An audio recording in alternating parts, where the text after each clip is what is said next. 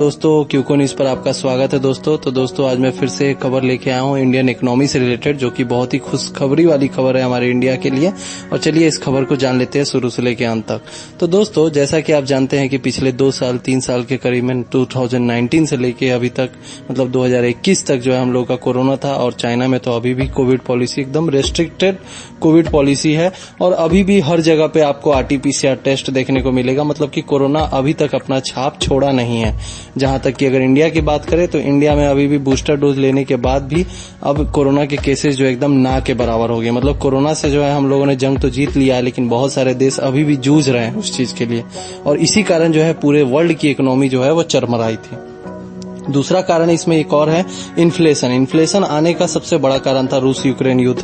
अब इस कारण क्या हुआ कि सारे देशों का एक्सपोर्ट और इंपोर्ट जो है वो रुक गया मतलब इन द सेंस कि उनका जो एक्सपोर्ट और इंपोर्ट का जो स्पीड था ना, उसका रफ्तार एकदम ही धीमा हो गया, और इस कारण जो है हर एक देश की जो इकोनॉमी है वो खस्ती हो गई है। अब जैसे कि यूरोप की बात कर ले तो यूरोप का जो इंजन माना जाता है जर्मनी, वो भी हालत टाइट है उसकी। मतलब यूरोपियन देशों की भी हालत टाइट है, और बहुत सारे मतलब कि विकसित देशों के भी बहुत सारी विकसित देश है जिनकी इकोनॉमी जो है एकदम चरमरा रखी है। लेकिन इसका कारण तो मैंने आपको बता दिया, लेकिन अब भारत के लिए क्या खबर आया और क्या खुशखबरी है, तो चलिए उसके बारे में बात कर लेते हैं दोस्तों। तो दोस्तों जैसा कि आप जानते होंगे कि रोबस्ट बोल के एक संस्था है जो कि प्रैक्टिकली जो है ना पूरे मार्केटिंग स्ट्रेटेजी को, मतलब कि मार्केट के एनालिसिस को जो है वो एनालाइज करती है। फिर उसके बाद कितना एक्सपोर्ट इंपोर्ट हुआ है उसको एनालाइज करती है, फिर फॉरेक्स ट्रेड को एनालाइज करती है, फिर उस देश का करेंसी जो है वो कितना मजबूत है या फिर कितना कमजोर है या फिर कितना स्टेबल है, उस चीज को गवर्न करने के बाद, ये सारे पैरामीटर्स को गवर्न करने के बाद वो जो है एक अपनी रिपोर्ट को जो है वो साझा करती है।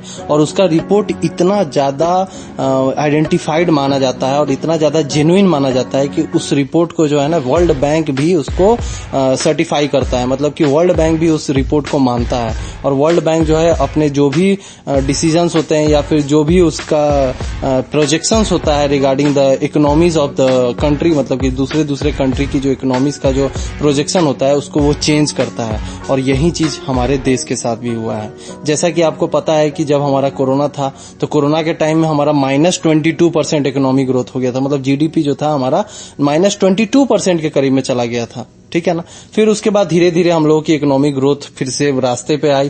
फिर उसके बाद उन्होंने कहा कि 3.7% होगी या फिर 4% के करीब में 2023 की इकोनॉमी रहेगी। फिर उसके बाद उसको बढ़ाया गया, अराउंड 6% के करीब में किया गया, और ये 6% करने वाली वर्ल्ड बैंक ही थी। लेकिन अब आप इस खबर को जानने के बाद एकदम अचंभे में रह जाएंगे कि फिर से वर्ल्ड बैंक ने, अभी 2023 आने में अभी टाइम है, लेकिन अभी फिर से रिवाइज हुआ है। बाकी मैंने रेफरेंस के लिए न्यूज आर्टिकल का स्क्रीनशॉट डाल दिया, उसमें आप देख सकते हैं कि इंडिया की जो जीडीपी है वो अराउंड 7% रहेगी 2023। मतलब 2023 साल का जो कार्यकाल रहेगा उसमें अभी तक जो प्रोजेक्शन आया है, जिसमें कि बहुत सारे रोबस्ट इकोनॉमी हो गया, बहुत सारे जितने भी संस्था हैं उन सारों ने रिपोर्ट जो है पेश किया है वर्ल्ड बैंक के पास, और वर्ल्ड बैंक ने उन सारों का एवरेज निकाला है और सारे चीजों को एनालाइज करने के बाद बताया है कि इंडिया की इकोनॉमी अराउंड 6.9% रहेगी। मतलब कि 7% के करीब में हमारा ग्रोथ रहेगा। वहीं अगर चाइना का देख लिया जाए तो वो अभी भी 3.5% पे ही रुका हुआ है। मतलब कि अभी भी अगर देखा जाए तो हमारा इकोनॉमी चाइना से आगे रहेगा, और हमारे इकोनॉमी का रफ्तार, हमारे जीडीपी का रफ्तार जो रहेगा वो चाइना से बहुत ही आगे है अभी फिलहाल की रिपोर्ट से।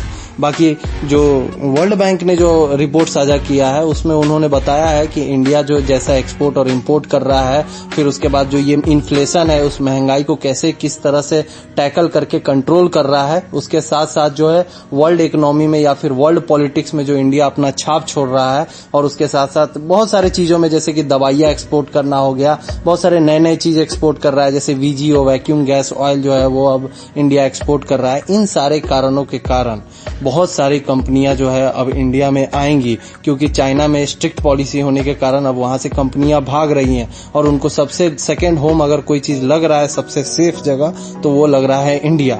और इसीलिए जो है इंडिया में वो सारी कंपनियां आएंगी, और फिर इंडिया का जो इकोनॉमी है वो ऑब्वियस सी बात है कि बूस्ट होगा, और जब बूस्ट होगा तो उनकी जीडीपी रफ्तार अराउंड 7% रहेगी आने वाले 2023 के कार्यकाल में।